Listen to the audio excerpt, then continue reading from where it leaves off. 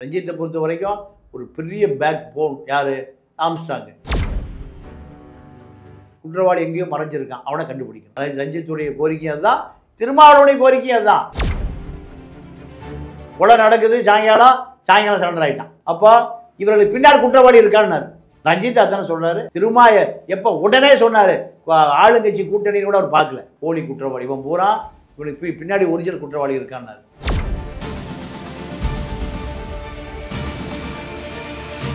ரஞ்சித்தும் வந்து பாத்தீங்கன்னா திருமாவளவனுக்கு அகேன்ஸ்டான ஒரு கூட்டத்தை உருவாக்கிக்கிறதுக்கான ஒரு வாய்ப்புகள் இருக்கா? இல்ல அவர் அதெல்லாம் வாய்ப்பே இல்லை. அதாவது நான் திருமாவளவன் விட்டு தர மாட்டேன்னு சொல்றாரு மேடையிலேயே. ராஜராஜ சோழன், சேர சோழ பாண்டியன் இருந்த காலத்துல தமிழ்நாட்டில் சாதியே இல்லை. அதற்கு பிறகுதான் சாதியே வந்தது. ரஞ்சித் நாளைக்கு ஆம்ஸ்ட்ராங்கை விட பெரிய தலைவராக வருவதற்கு வாய்ப்பு இருக்கு. ஆனால் மக்களால் போற்றப்பட வேண்டும், மக்களால் கண்டுபிடிக்கப்பட வேண்டும்.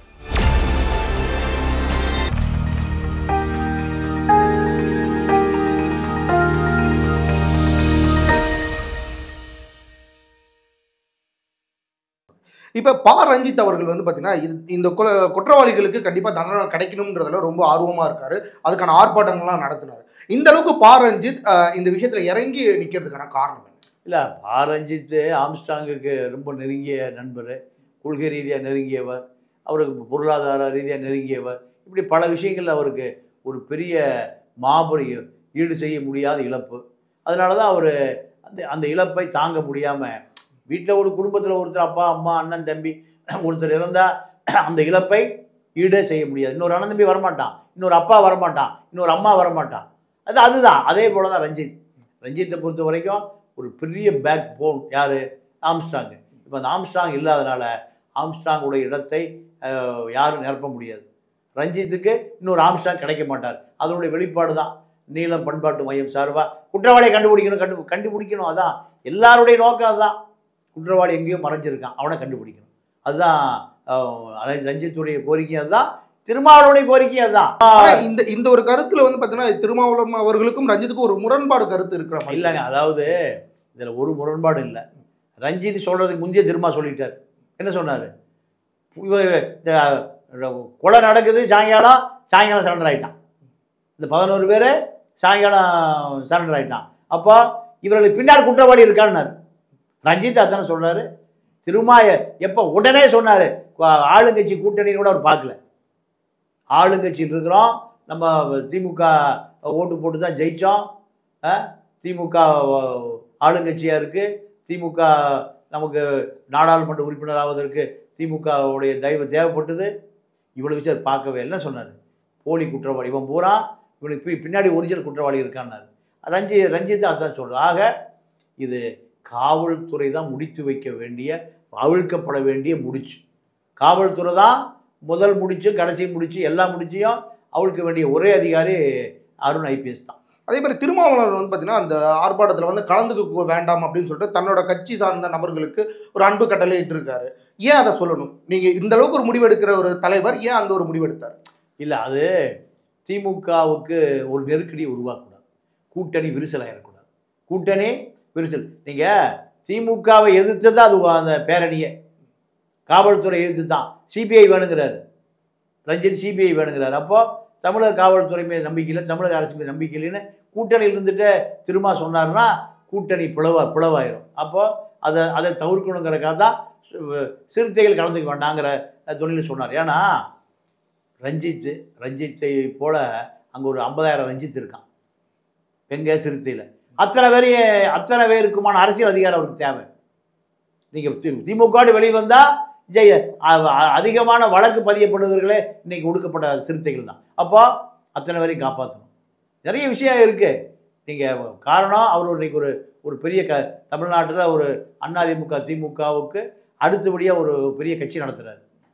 அந்த கட்சியை காப்பாற்றணும், அந்த இளைஞனை காப்பாற்றணும். அவனுக்கு அரசியல் அதிகாரம் வேணும். அதிகார மட்டத்தோடு தான் இணைந்து செய்யணும். இன்னும் திமுக அதிமுக இன்னைக்கு அங்கீகாரம் கிடைச்சிருக்கு, சின்னம் பானாசி அங்கீகாரம் கிடைச்சிருக்கு. அப்போ அதுக்கு சில அரசியல் என்பது ஒரு வளைந்து குறுக்க நெருக்கலாக போகிற விஷயந்தான். சாக்ரட்டிஸு பல அரசியல் சித்து விளையாட்டுகளை பண்ணான் சாக்ரட்டிஸ். ஆனால் சாக்ரட்டிஸ் கடைசியில் அந்த அரசியல் அத்தனை சித்து விளையாட்டுகளும் ஒரு திருடன் போகிறான், ஒரு 100 போர்வை அடுக்கி வச்சுருக்கு, இருந்தாலும் குளிரில் நடிக்கிட்டு கிடக்கிறான். அப்போ திருடன் பார்க்குறான், என்னடா 50 பெட்ஷீட் அடிச்சிருக்கு, இங்கே குளிர் நடிக்கிட்டு இருக்கிறான சாக்ரட்டிஸ், சாரி சாணக்கியன். அப்போது பக்கத்து படுத்தது எது சொன்னானா, இது பூரா வயசான கெல்டுகள் செத்து போகுது குளிர் தாங்காமல், ராஜாட்ட சொல்லி ஒரு 50 கொண்டு வந்து வச்சுருக்காரு, இதெல்லாம் யாருக்கு கொடுக்க போகிறாரு? வயதானவர்களுக்கு, இவரை விட வயதானவர்களுக்கு. அதனால் கிழிஞ்ச பெட்ஷீட் போத்திட்டு படுத்து, இதுதான் அரசியல். அப்போ திருமாவுக்கு தெரியும் குற்றவாளி யார், குற்றவாளி எப்போ பிடிப்பான், குற்றவாளி எங்கே இருக்கான், குற்றவாளி நெருங்குதா, எல்லாம் அவருக்கு தெரியும்.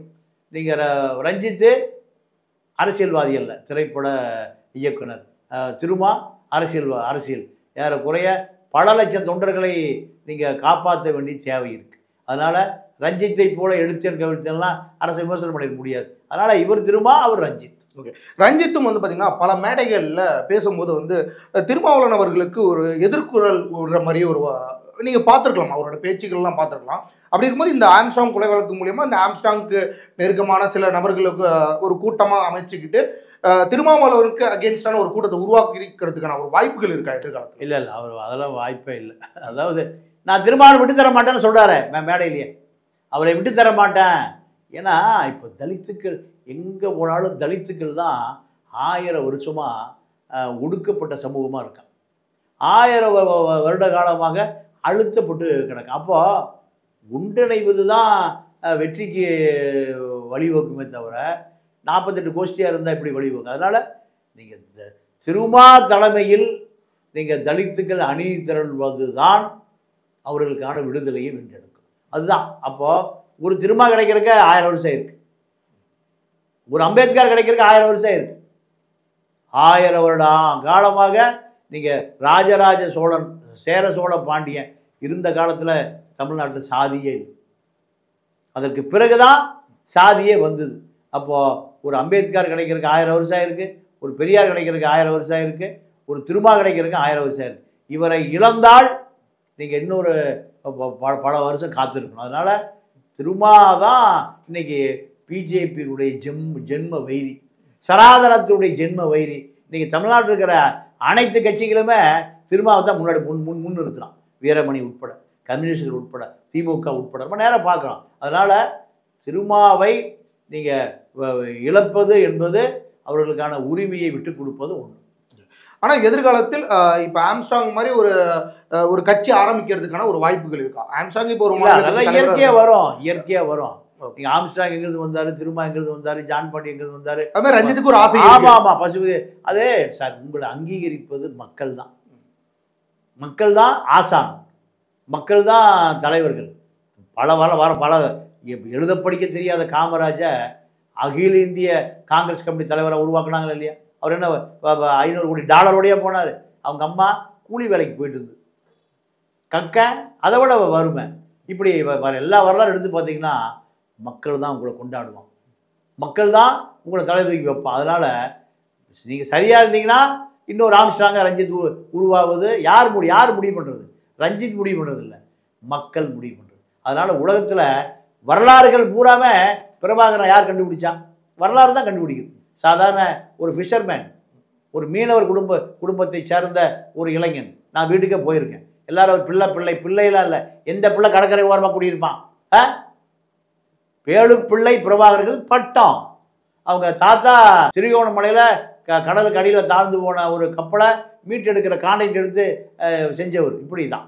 அப்போது ஒரு ஃபிஷர்மேன் மீனவன் சமூகத்தில் பிறந்து உலகத்துக்கே தலைவனாகலாம். யார் ஆக்குனது? மக்கள் ஆக்குனா, அவருடைய செயல் ஆக்குச்சு. அதனால் ரஞ்சித் நாளைக்கு ஆம்ஸ்ட்ராங்கை விட பெரிய தலைவராக வருவதற்கு வாய்ப்பு இருக்குது. ஆனால் மக்களால் போற்றப்பட வேண்டும், மக்களால் கண்டுபிடிக்கப்பட வேண்டும்.